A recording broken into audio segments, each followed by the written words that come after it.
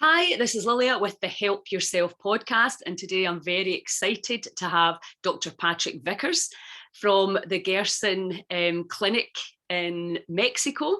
He is the founder and director there, and I've had the absolute pleasure of meeting Patrick and seeing him in a kilt when he came to Scotland and came and taught at our community for a day, telling us all about the wonderful, incredible benefits of the Gerson therapy that a lot of people still have not heard about. So thank you, first of all, Patrick, for coming on. I really appreciate your time. Yeah, thank you. It's nice to see you again, and we'll catch up and see what we have to offer. Yes, yes. Let's just talk about the Gerson therapy and how you came to it. Because I know your journey started off in a medical way, didn't it?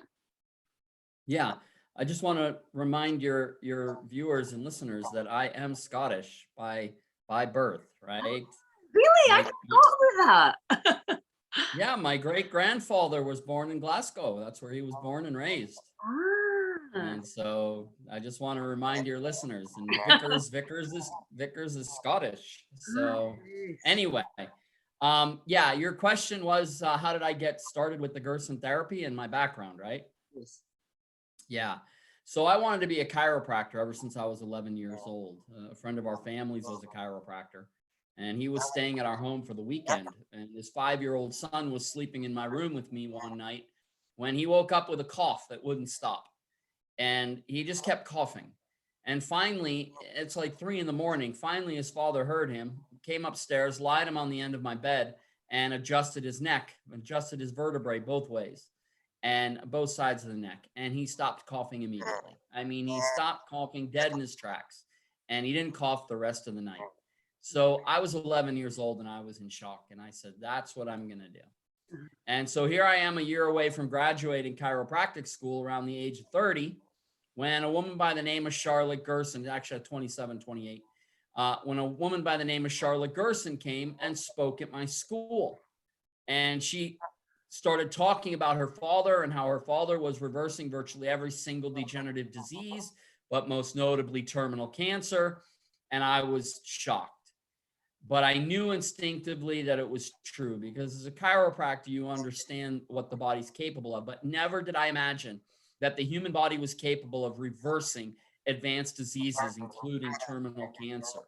And so when she opened her mouth, I said, that's what I'm going to do. And I was a year away from graduating what I wanted to do my whole life. And so I graduated from chiropractic school, and I was so passionate about the Gerson therapy that Charlotte Gerson actually invited me to come live with her in San Diego, where she had all her father's handwritten files of all his patients from 1910 to 1959. And for those who haven't heard about Dr. Gerson, Nobel Peace Prize winner Dr. Albert Schweitzer called him the greatest genius in medical history. And so I have the fortune of being one of only a handful of people who've ever gone through Dr. Gerson's handwritten files. And so that's really where, my passion for the therapy was born, my passion for natural medicine. And, to this day, Gerson remains, the most censored doctor in the history of medicine, and his therapy the most renowned for its ability to reverse advanced terminal cancer. There's no mistake that 8 movies have chronicled our work. No other therapy's gotten that kind of recognition, not even close. I mean, really not even close. So, so that's where we stand in terms of the Gerson therapy.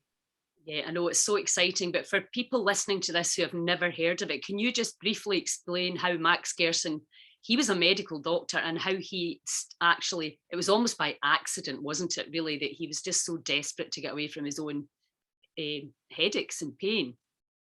Yeah, that's exactly right. The way he discovered his therapy ultimately was when he was in college back in 1900 at the University of Freiburg. Now, he was suffering from severe migraine headaches at the time, and he had the best professors in the world at his disposal.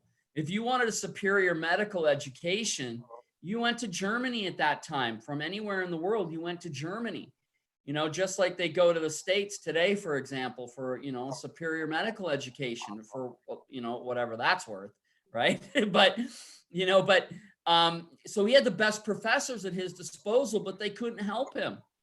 So he set out to cure himself of his severe migraine headaches. And so he changed his diet. He cut out all the salt, the fat, the processed food, the alcohol, which was standard of the German diet at that time, and obviously the standard world diet we have today. I mean, today it's even worse, right? And he ends up curing himself of his migraine headaches. Well, he graduates from school, opens up practice in Bielefeld, Germany, and starts using his migraine diet on all of his patients. When one comes back completely cured of their tuberculosis. Now, this is at a time when tuberculosis was killing over 1 million people in Europe. And so a very famous doctor named Ferdinand Sauerbruch, who was Europe's leading thoracic surgeon, he heard that this guy named Dr. Gerson was reversing advanced tuberculosis. Well, Ferdinand Sauerbruch would be the guy who was doing all the surgeries on TB patients, getting rid of their lung tubercles from tuberculosis. Well, he approached Dr. Gerson and asked him to embark on a study of 460 terminal tuberculosis patients. And he said, if you can cure but one of these patients, I'll believe everything you have to say. Well, Gerson ended up curing 450 out of the 460 tuberculosis patients. Wow. In fact, it was Albert Schweitzer's wife who had terminal tuberculosis. She had 6 months to live. Dr. Gerson completely cured her of her tuberculosis.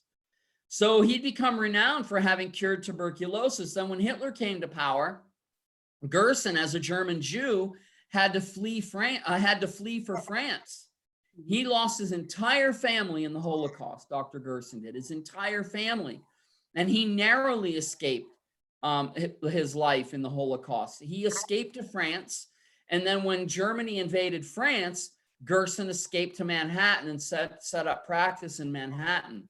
And that's when he discovered he could cure cancer, because a woman, apparently, I think she may have been from New Jersey, I don't remember exactly, but she heard that Dr. Gerson was in town and practicing, and she had terminal cancer of the liver, stomach, and gallbladder, all three. Now, Gerson never treated cancer to this point, but she approached Dr. Gerson begging him for his TB protocol, and he refused. He refused to give it to her. Why?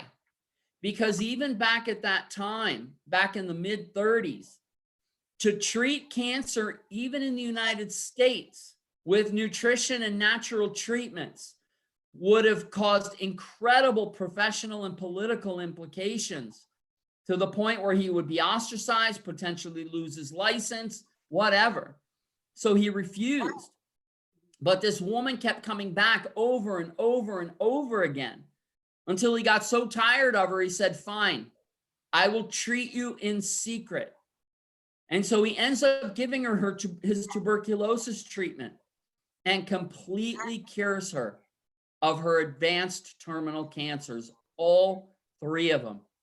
It was at that point where Dr. Gerson said, I can no longer turn my face away from this deadly scourge of cancer. And from that point on, he dedicated the rest of his life to treating advanced cancer, regardless of the political and professional consequences that he would go on to suffer as a result of that. Meaning, he was one of the most published doctors in medicine at that time around the world. Once it was discovered that he was reversing advanced cancer, he was prohibited from publishing in all major medical journals. He was prohibited from his membership at the New York State Medical Society. And if I'm not mistaken, he may have even lost his medical license at one point. So these are the things that Gerson suffered at the hands of being able to reverse not just cancer, but virtually every single degenerative disease. I mean, it's so sad, and that's still going on today. Yeah, he's censored to this day. I mean, there have been times in modern history where Gerson's name would have been out on an international scale. For example, Prince Charles of Wales He's one of our greatest advocates. We've cured two of his friends of advanced cancer. One of them, Piata Bishop, a former BBC reporter who wrote a book called A Time to Heal. And that book chronicles her healing on the Gerson therapy. Yeah, I met Piata in London at a conference, and she was absolutely fantastic. She's sprite as hell for 90 years old, no? I mean, that was probably about 10 years ago. And even then, she was just like, wow, because she just got up and told the truth. This is what I did, and it was like so matter of fact from somebody that age. And at that time, I can't remember, but she was decades beyond her terminal diagnosis. Yeah. So we know, when I did my nutrition course, that was the first time. I reckon that was probably 12, 15 years ago, something like that. It was the first time that I came across the Gerson therapy. And again, the idea that stage 4 allegedly terminal cancer could be changed by food and the Gerson protocol. And I remember asking the tutor, I said, are you saying you can heal cancer? And she said, well, we're not allowed to say we can heal cancer, because of the 19 Canteen Cancer Act. And I said, well, let me rephrase it. If I came to you with a cancer diagnosis, would you send me back to the doctor? And she said, absolutely not. And I was like, right, I need to be that confident. And that, I suppose, led me to, do a lot more research. And now I think they're worried about the COVID pandemic, the cancer and the breast cancer and the prostate cancer pandemic is far, far more concerning to me than any cold or flu. So I think now, and we're still in the same situation in the UK, completely in a stranglehold by big pharma. And you're not allowed to say to people that there are other ways to do it. And even if you do say, they don't believe, because one of my friends, they said, well, if you could heal cancer with food, they would tell you about it. And again, that's a kind of normal thing to think. And unless you've been down the rabbit hole that obviously you and I and so many other people like us have been down. So the one thing that I find, because obviously I always lead people to, there's a really good support group, Gerson group, on Facebook. Which by the way, that group refuses to post anything about me. Why? Yeah, because that's Kathleen Blake. Yes. Kathleen Blake is a Gerson Institute crony. And so I left the Institute a short while ago to advance Dr. Gerson's work. Uh-huh. And so anything that I do regarding the Gerson therapy, if anybody that's been at my clinic or that's heard me speak goes on and posts something good about me, she will not post it because she's the administrator and the moderator. So, yeah, it's such a shame. But I want people to be aware of that group because Kathleen Blake needs to be called out on that. So anyway. Yeah, because we should be sharing all this information. Exactly. And as you said, I know when we discussed all the different things that you bring in at your clinic, which I've still to visit, obviously times move on, things improve, we can make things. That's right. We need to be always, but that is kind of like the religion, isn't it? It's like, no, it's the way it is, and we don't change it. And the status quo, and that's a huge problem. And also within these communities where people are doing so much good for humanity, you still get this crazy ownership of things. It's like, whoa, guys. It is. It's dogma. It's just dogma. Really, that's what it comes down to. And so, that Facebook group, I am prohibited from being mentioned on that Facebook group, and it's criminal. It's criminal. I'm really glad you pointed that out to me. Actually, I'm sorry. Yeah. Do you have a Facebook group? Is there a community around? Well, I just have our Facebook page, right? The Advanced Gerson Therapy. That's what our clinic's called, and that's the name of our Facebook page, the Advanced Gerson Therapy. So, no, I don't have my own Facebook page. I probably should start one, I think that group, I found it because my friend and I were doing Gerson very, very strict for about 6 months. And because I wanted to see how I felt on it, and I had a bit of degeneration going on because 61, and when you've partied your body as hard as I've partied mine, it was starting to creak and squeak a little bit. So I thought, right, me let me get some regeneration going here. So, and I also wanted to genuinely see how it is at home living with the, the restrictions, let's say, which I didn't perceive it like that, but I know a lot of people do. So this is something that I really want to ask you, which is, what is so difficult about eating fruit and veg for a couple of years in order to get well? Why do you Well, find that so challenging? look, when Gerson was alive, that generation, then those generations, 2 to 3 generations of his, existence, um, it was a completely different culture, a completely different mindset. People were more disciplined. People had a greater sense of community and obligation to each other, and obligation to oneself, obligation to God. Yes. And so back then, Gerson's ability to get people to comply was quite easy compared to today. Today, we live in such a selfish, immediate gratification society where food is the center of that, which happens to be emotional, social, And today, people have absolutely zero discipline and an ability to focus on what lies ahead of them in order to even save their lives. To me, it's frightening to watch Yeah, because I have to deal with it. I'm sure. If I have 100 people come to my clinic, if 20 actually have the wherewithal to do it, and back then, today, it's not just the discipline. People have been dumbed down. And it doesn't matter how many times you tell them something, they just don't get it. And so back then, people weren't stupid. They had a general sense of, right from wrong. And yeah, this makes sense. Today, forget it. So compliance is a huge problem. And without compliance, there's no results, right? Exactly. So, And that's I think about this almost daily because it fascinates me, always has done, even when I was a fitness instructor when I was younger, why some people just naturally are motivated and others, come and go, etc.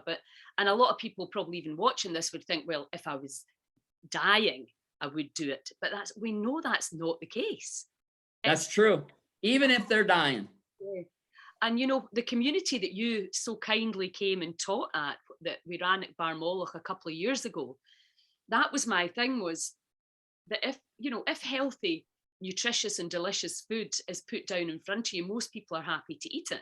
But what happened in the community, of course, is they were all cheating and trying to get away and buy crap as well. So even in the community setting of laying it all on, people still wanted to cheat. And you're like, what is that about? Why would you not want to be well? Why would you not be excited about the potential of being, vital and alive and curious and be clear and, no brain fog, all of that stuff. And, but when people are down, as you say, dumbed down, and I don't mean that in an unkind way, but there's a kind of fog over people where they just don't seem to be able to muster the energy. And I think there's a myriad of reasons for that. But let's just talk about one, which is the soil and the nutritional content of the food that we get now. I had a client the other day called me and I said, what kind of food do you have access to? Because I thought, am I even going to be able to help her set up a good Gerson protocol with where she lives, and what's available right there? I mean, it's shocking in a land that is so sparsely populated that we do not have incredible food. But I think that's the situation in a lot of places now. Yeah, well, not just that, but even now with the COVID pandemic, the supply chains, it's only going to get worse. No, it's dismal. The outlook's dismal.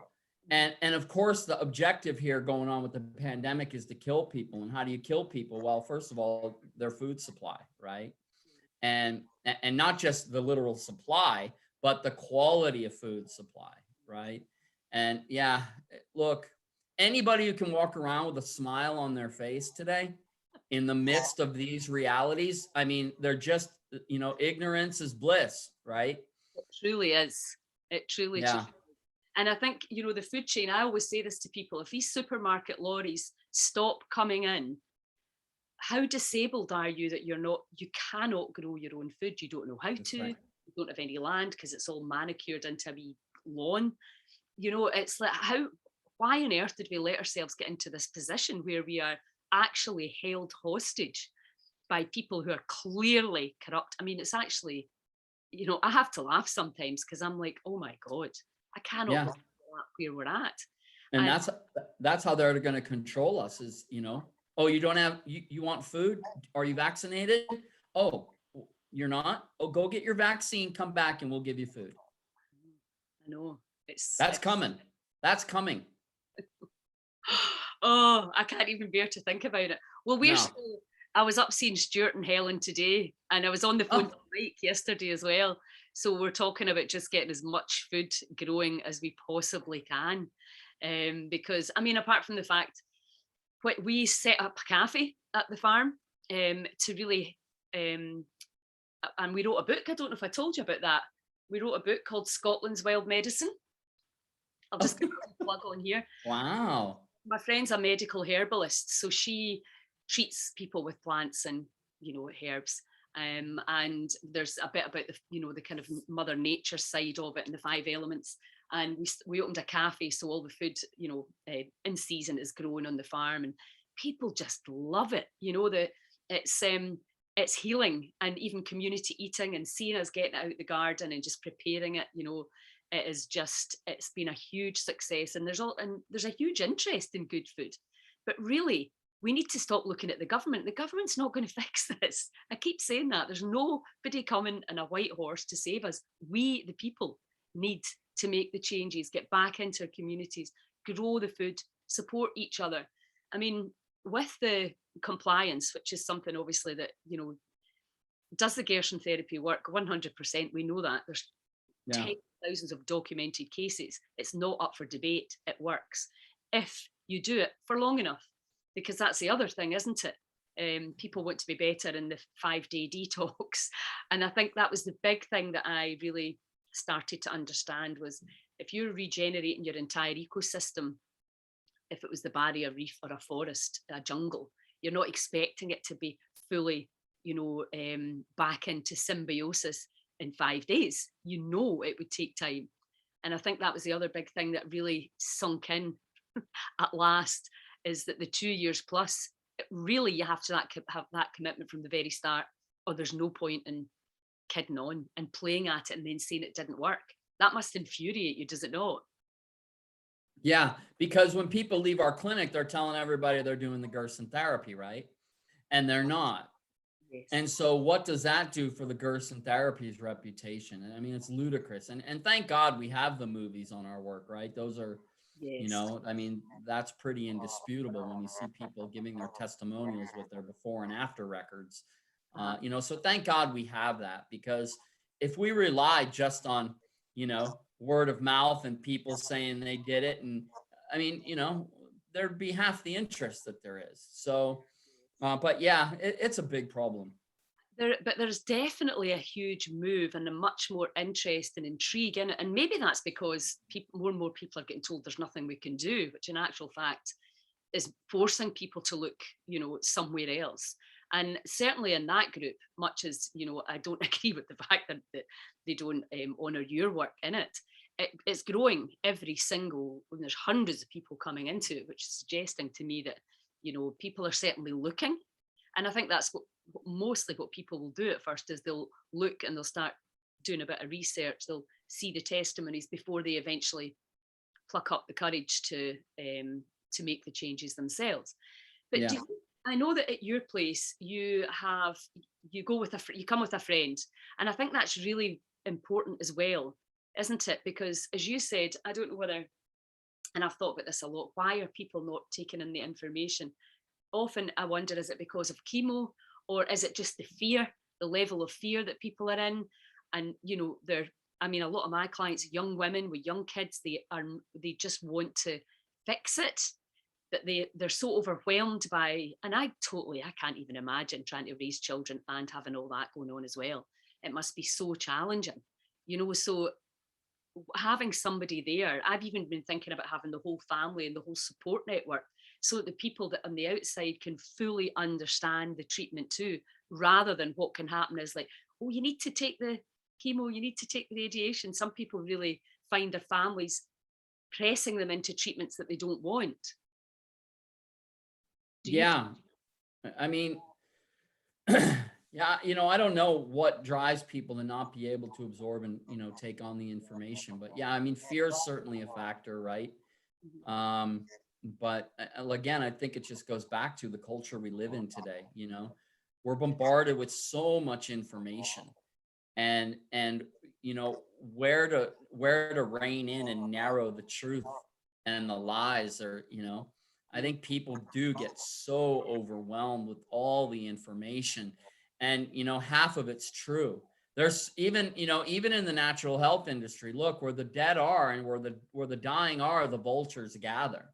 And so even in our industry, there's people out there trying to make a buck, saying, you need to do this for cancer, take this for cancer. There's just so much information out there. And common sense, I mean, Hippocrates, what did he say? Let food be your medicine and let medicine be your food. I mean, that's just common sense. And that's probably why, Gerson makes sense to the amount of people that it does, but a lot of people have lost that common sense just because of the programming of medicine. And like I said, these other factors of all the information that's out there.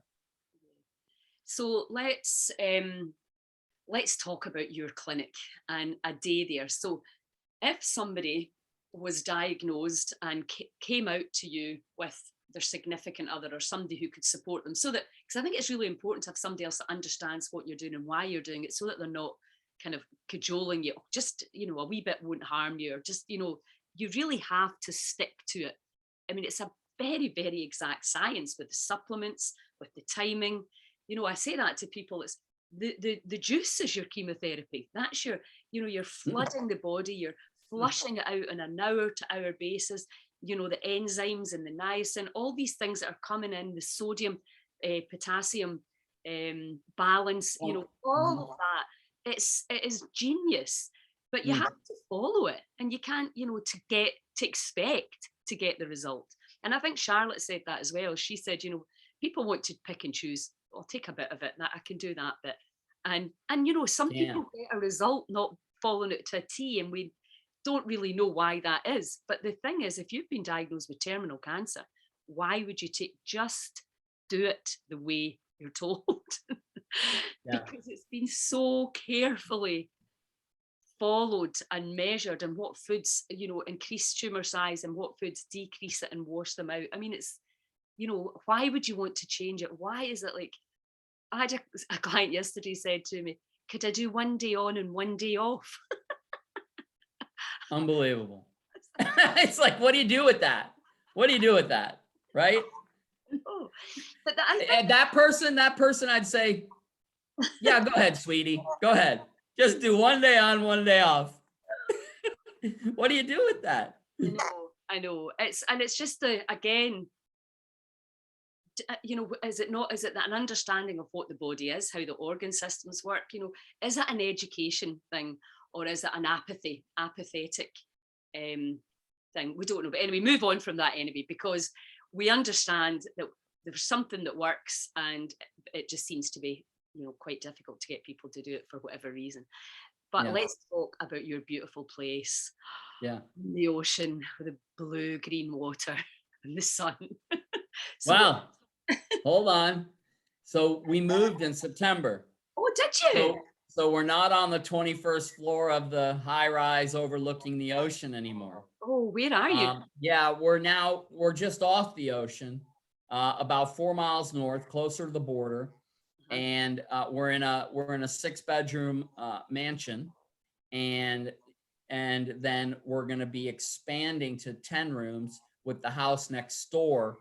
So we've moved since then. I mean, look, we're still near the ocean, but and you still get the ocean view and the ocean breeze and the smells and, Sun. but no, we're not looking right on top of the ocean anymore, but yeah. Yeah. So talk us through a day there. What would happen if somebody comes out? You recommend 2 weeks, 1 week, 2 week to really? Yeah. So we require a minimum 2 week stay. Okay. It literally takes that long to learn how to do this therapy specifically, right? And so we require minimum. Most will stay for 3 weeks if they can afford it and they have the logistical time to do it. But we only require a minimum 2 week stay. So yeah, and for international, I highly recommend 3 weeks because of the travel, Yeah. So 3 weeks pretty much for an international patient coming, which we have somebody from the UK right now. Yeah, we have somebody there and someone just left from the UK. So, UK they're still, you're still able to get in and out, though they're flying in from Mexico. They're flying into Mexico rather than San Diego coming from the UK. Cool. So talk us through a day in the life of the clinic. Yeah. So if you're a patient at our clinic, you wake up at 6 a.m. and you have to do the coffee enema. It's the first thing you do. You take some supplements to prepare your stomach for breakfast. So you're going to take some enzymes. You're also going to take some probiotics, because we need to start reestablishing the proper gut flora, right? So that's at 6 o'clock. 8 o'clock's breakfast. Breakfast every morning is oatmeal with some dried fruit cooked in and an orange juice. They can have some flax oil. They can have a little bit of a natural sweetener, no more than 2 to 3 teaspoons maximum per day. And that's breakfast. And then at 9 o'clock, the juice regimen starts. You start getting a juice every hour on the hour. In the first 2 hours, you actually get juices every half hour. So by the end of the day, from 9 a.m. to 7 p.m., you're going to get 13 juices a day if you're a cancer patient, every hour on the hour. And they need to be drunk immediately so that you can absorb the nutrients with the enzymes, because the enzymes die off in a matter of 20 to 30 minutes, right? So they need to be taken in immediately. During the day, you're getting enemas every 3 to 4 hours. So your day will consist of 4 to 5 enemas per day. And then, like you said, you're getting very specific supplements throughout the day, and they're highly, highly specific. And then you're getting the advanced therapies that we've integrated into the clinic, right? Some of those advanced therapies are amazing stuff. Like each of our patients is getting an ounce of pure, unadulterated, organic aloe vera shipped to us from the Dominican Republic 2 days after it's harvested. It's frozen and it's sent to us 2-day shipping. Now, it's important for the listener to understand you never buy aloe vera on the shelf, ever. And the reason why is because it's deodorized, decolorized, and preservatives have been added. 5 days after you've harvested aloe, it goes bad. It starts to ferment because it's a live living product, and that's where its healing properties are. So our patients are getting 1 ounce of pure, unadulterated, fresh aloe vera every single day. And they're also getting raw, living spirulina in their juices, right? Raw, living spirulina. Revolutionary. And there's only one guy doing it in Florida who has paved the way for spirulina production. The spirulina we have today in powders, tablets, it's dead. It's been freeze-dried, it's been dehydrated, it's been encapsulated. All of these processes obviously kill it. Well, spirulina is a bacteria, and that's why it stinks and tastes so bad, because it's dead. Well, this guy's producing raw, a live, living spirulina, which if you put it under a microscope, you can literally see it swimming around. And this is just revolutionary. So our patients are getting this in their juices as well. And the studies on spirulina and health, particularly as it relates to cancer, is, you know, as high as the ceiling. So they're getting that in terms of extra treatment regarding food, right? Then in 1931, Otto Warburg won the Nobel Prize in Medicine for proving cancer can't survive in a body where the cells are properly oxygenated. Well, he went on to describe that the primary factor in the body's ability to oxygenate cells is what? An alkaline diet. So everything the Gerson therapy is establishing that alkalinity to restore the body's ability to oxygenate cells. So on top of that, now that we've prepared the body for that, we're giving them hyperbaric oxygen. We're giving them ultraviolet blood irradiation with ozone. We're giving them pulse electromagnetic frequency, which they say oxygenates tissues 30% greater than a chamber. So we've integrated these things as well to enhance, you know, the foundations of the therapy. We're also doing dendritic cell therapy. Your dendritic cells, Yes, they're like generals in your body. They go around seeking out a threat to the system. Then they present that threat to the immune system, and the immune system rallies the response.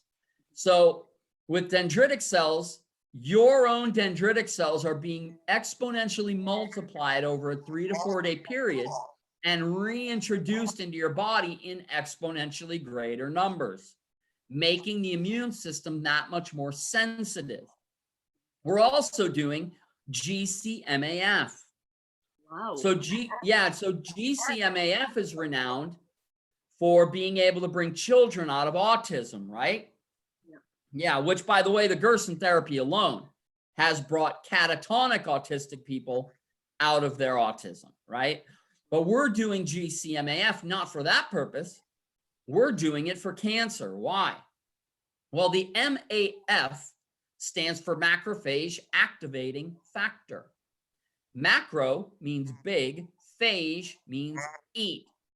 And so macrophages are the big cells that eat and digest viruses, cancer cells, and bacteria. Well, the body naturally produces GCMAF, but cancer has the ability to send out cell signals that shut down the body's ability to produce its own GCMAF. So by injecting GCMAF in the body, you can enhance the production and reproduce the production of macrophages. So we're giving GCMAF, which is out of Bulgaria, you know, so you can get that in the UK from Bulgaria. So we're doing that as well. Like I said, we're doing ultraviolet blood irradiation with ozone. We're doing Laetrile. So our patients are getting Laetrile, which is from vitamin B17. The studies on that and its ability to destroy cancer are decades old. So these are the things that we're doing. And we're also doing the Bob Beck protocol, which is some electric therapy, introducing an electric pulse into the body. We're doing near infrared, specifically near infrared. Why? Not far, not mid, but near. Why? There's a book. It's called The Medicine of Light. It's written by Nathaniel Mead. The science coming out now is clear. When you bombard the body with chlorophyll, which obviously, where do you get that from? Your green juices. Spirulina's loaded with chlorophyll. And then you hit the body with near infrared light specifically. It's causing immediate cancer cell death. That's the science. And so these are the things that we've integrated on top of Gerson's original protocols. Now, anyone who knew Dr. Gerson He was the consummate scientist. He was constantly trying to perfect his therapy based on what was coming out in the scientific literature. He's been dead 60 years. Even he said, there's going to come a point where my treatment, the way it is now, will not get the same results as it's getting when he was alive, because he saw the gradual degradation of society and the general constitution of each generation going forward. So today, and he's right, it's so much harder today to cure people because they're constitutionally weaker than the generation before them because of all the things we've been exposed to.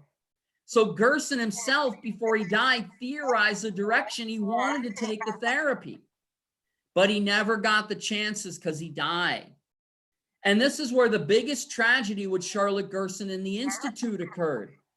She absolutely refused to change her father's therapy from the day he died in 1959.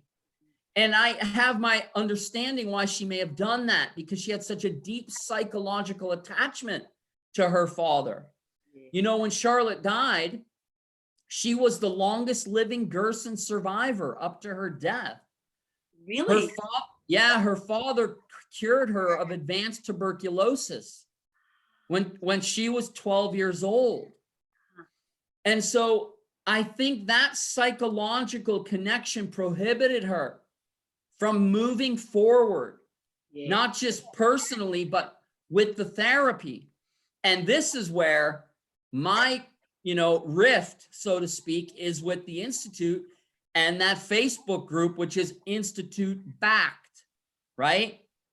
And so, not that I looking at all the new stuff exactly the way Max Gerson would have done, and embracing the things that work and have got which is fine. Yeah, that's right. And so I don't have a problem with the Institute. I don't have a rift with the Institute, but they refuse to acknowledge what I'm doing with Dr. Gerson's therapy, which we call the advanced Gerson therapy. So that's what you get when you come to our clinic. Amazing, absolutely amazing. And as I keep saying, please come and open one in Scotland for us. What are the chances of that right now? Oh, I know. Even in the future. I know. Well, let's see. I'm ever hopeful. So the other thing, I mean, I could keep you on here all night, but before we finish, we're talking specifically about, sort of terminal cancer or allegedly terminal cancer, but I know that the Gerson therapy heals lots of other, pretty much any degenerative disease. Again, it's people are getting told things are incurable when they're categorically not. And, that really frustrates me, because it kind of takes your hope away. It makes you feel a bit powerless. And then you start looking, and even getting to 61, you're just looking down this slippery slope and thinking, I'm like, my body doesn't need to deteriorate like that. I can change that. I know that. Old age is just another dis-ease as well. You become, you're not as mobile. You're maybe, on your own, maybe, and not paying as much attention to your diet. You buy into the story that the wee ache or pain is just wear and tear. So tell us about who else comes. What else do you have good success with? Virtually everything, I mean, Nobel Peace Prize winner Albert Schweitzer, 8 years before he won the Nobel Prize, was cured of severely advanced diabetes in 6 weeks. I mean, seriously, advanced diabetes, 6 weeks, piece of cake. High blood pressure, piece of cake. 2 weeks at our clinic, we have people off their high blood pressure medications. If you're scheduled for a triple, quadruple bypass surgery, in 4 weeks, we're canceling your surgery. I mean, think about the money involved in medicine that would destroy, just those alone. But we're reversing, go ahead. Type 2 diabetes, which is another plague. Yeah, it's a pandemic, right? So to speak, right? It's all these diseases are becoming pandemic, for, lack of a better word. But, so the only diseases where we don't have great success, or if any, are your central nervous system diseases like Lou Gehrig's disease, ALS, right? Parkinson's. Now we can stop the progress, but we can't reverse any damaged central nervous system tissue as of yet, you know? So those are the things we can't cure. We don't do good with leukemia, like acute leukemia, which isn't cancer, by the way. It's a misnomer. Those are blood disorders. Acute leukemia, chronic leukemia, multiple myeloma. Those aren't really cancers. They're actually blood disorders. And Gerson doesn't do great with blood disorders, but with our advanced protocols and stuff, I wouldn't treat acute leukemia. It's too dangerous, and we just wouldn't get the upper hand. But chronic leukemia, we seem to have decent success with. I think with multiple myeloma, I think we could have some great success with it. But historically, the straight Gerson therapy hasn't. But those are the only things. Every other disease we've successfully treated. I know. Well, I heard the same conference that I met Piata. I met Brian Clements from Hippocrates, and he actually said there is no disease that has a name that I have not seen healed. And then people started shouting out all the diseases that they believed were incurable, and he just kind of gave a rundown. It was phenomenal to see and hear. And as I say, that's 10 years ago, and we're still functioning from this outdated paradigm that the body is powerless and it goes one way and you can't take it back. I mean, I've just, because obviously I'd studied nothing else, I find it incredible that people still don't know that it's possible.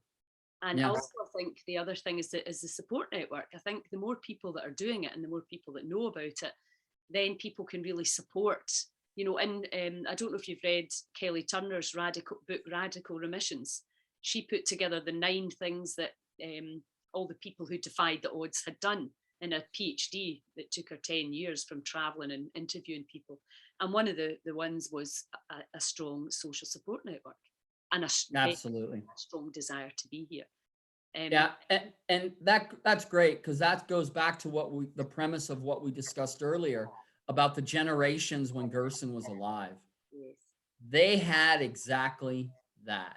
Resilience. And so, and that, well, the social network, the desire and the will to live.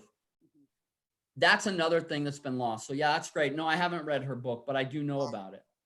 You mentioned as well, connection to God, which is a lot of people don't like that, the word God, whatever we perceive to be the higher power, because that's another thing that's in the 9 steps is that they believed in something higher than themselves.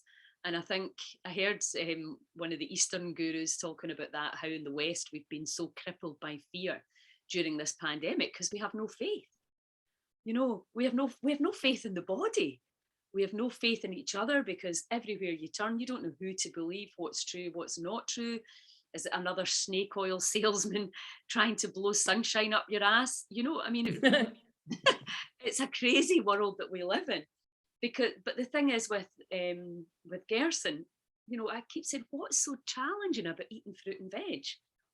Why would you think that's a difficult thing to do to get your life and your health back?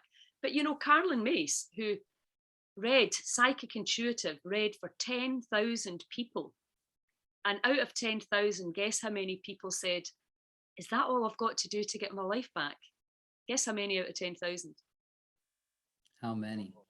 1. Well, what did I tell you?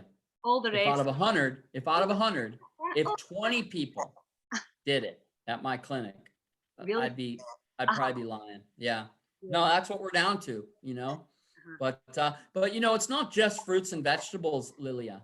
When people ask why is the Gerson therapy so successful, I can go into the cellular sciences why it's so successful, but the reality is it's because it's the most difficult. Let's face it, the reason why it's so successful is not just the cellular science, but because it is the most difficult.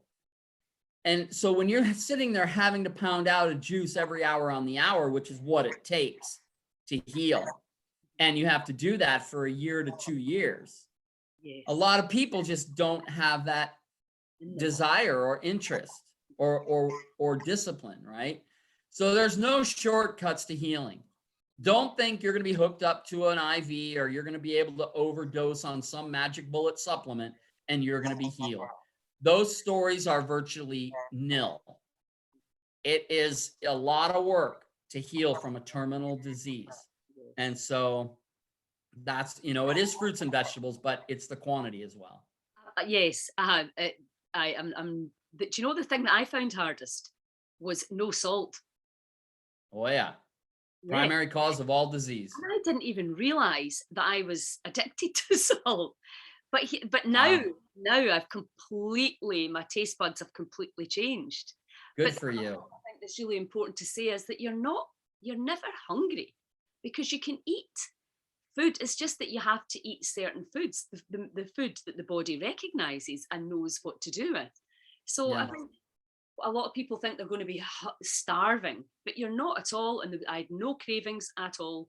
And once I got into the routine, it was fine. I mean, I did not do the juices on the hour every hour because of I was going to work or stuff like that. Well, you didn't have terminal cancer either. No, well, this is the thing. And, you know, but I've kind of played with that idea thinking, you know, it's definitely good to go on it for a while and just give my body that good clean. I mean, I'm still doing a huge amount of juicing and I'm still doing all the supplements. There's a Gerson place I get them from in the UK.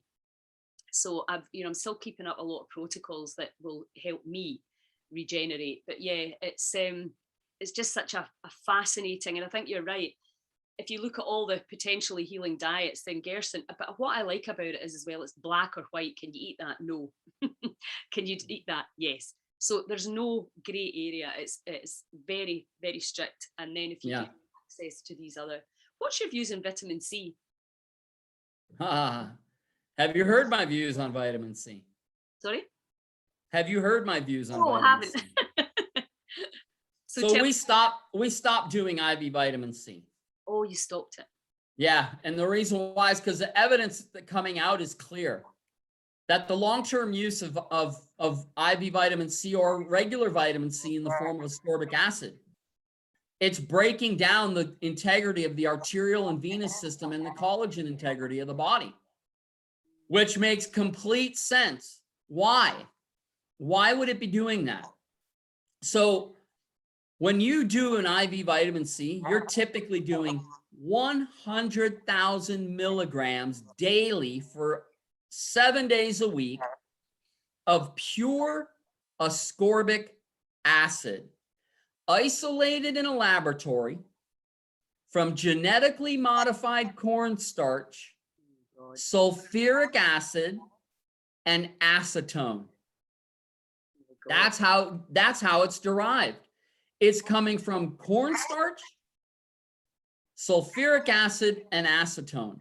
And they're injecting that ascorbic acid into your veins. Now, ascorbic acid is not vitamin C. If you look at a vitamin C molecule, it has an outer ring of ascorbic acid. But the entire rest of the internal core is made up of vitamins, minerals, cofactors, bioflavonoids, right? That's what makes up vitamin C.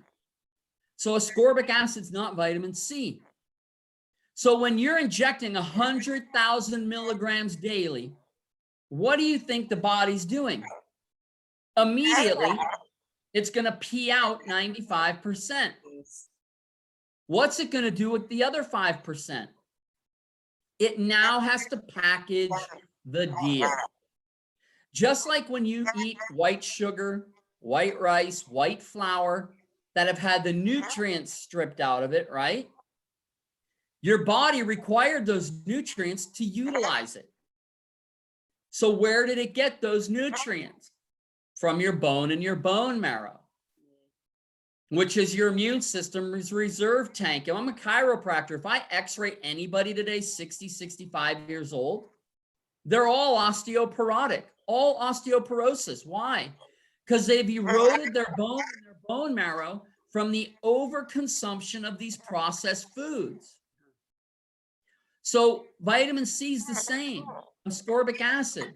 Now the body's got to package the deal. It has to create something it can utilize and recognize.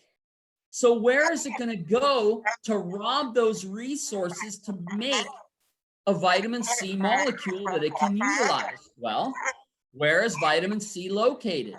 In our collagen and our connective tissue, of which the arteries and the venous system is that. That's where the collagen is made up with hydroxyapatite and vitamin C.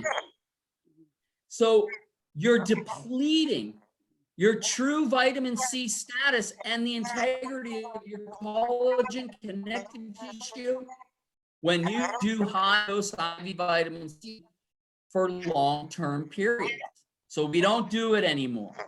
We now give an oral form that comes from a completely organic camu fruit, amla berry, and unripe acerola cherry. That's what we're doing. And we're giving it in somewhat high doses, not 100,000 milligrams, obviously, but we're probably giving 3,000 to 4,000 milligrams a day. And then they're getting all the vitamin C and the rest of their fruits and vegetables, right? 100% utilizable, bioavailable vitamin C. Yeah. Right. Well, that's really good to know, actually, because somebody was asking me about that, about going to a clinic in Glasgow to get it. So I wasn't aware of that latest research. So, and this is the thing, things change. And that's what's great to speak to people like yourself who are actually working on a day-to-day basis with people, seeing the bodies, seeing what's working, seeing what's not working, and coming up with the best possible protocols, because that's really what we all need, isn't it? Is it? It's just a shortcut. So if anybody watching this, because tell me, like, so how advanced, I know that you have got a criteria of sorts, how advanced can you be and still come to Gerson? What's the criteria for? The criteria is simple. You need to be able to eat, you need to be able to drink, and you need to be able to eliminate without any major hindrances. If you can't do those three things, we can't heal you. If we can't heal you, there's no sense in accepting you to our clinic. I turn countless away every week because they just aren't in that position. So that's it. And do you find people leave it too late? They kind of wait and wait and wait, thinking a miracle might happen, and then sort of panic towards the end? They wait too long, some of them, and receive no treatment. But I'd have to say at least 50% of my patients have already run the medical gamut. They've had it all, sometimes 2 or 3 times. And then they come to me. I mean, what do you can't do anything with that because the conventional therapies have destroyed their immune systems. You know, so if someone's had chemo and radiation once, we can probably heal them. Still, right? Yeah. If they've had it twice, probably not. But a possibility. Right. And if they've had it 3, there is no third time. I mean, there's just typically there, even in conventional medicine, there's not a third time. They won't do it a third time. But yeah. Yeah, well, sometimes they do. I've seen it in Malta where they suggest it a third time. It's crazy. Well, listen, thank you so much. And if people want to, I know that you don't do kind of one-to-ones, because I think, you know, the reality is some people cannot get to Mexico for whatever reason, whether it's financial, whether you've got young children, etc. What do you recommend then? What is the best way? Do you have practitioners that they can speak to or that you could recommend? I mean, I know that the Gerson book is fantastic, and there's lots of stuff on YouTube that you can watch, your stuff as well, Charlotte. So you can do it at home, but it's just that element of safety to have somebody, because, you know, some people don't understand the detox responses and they think there's something major going wrong, and you're just like, you're detoxing, and that can be uncomfortable, can't it?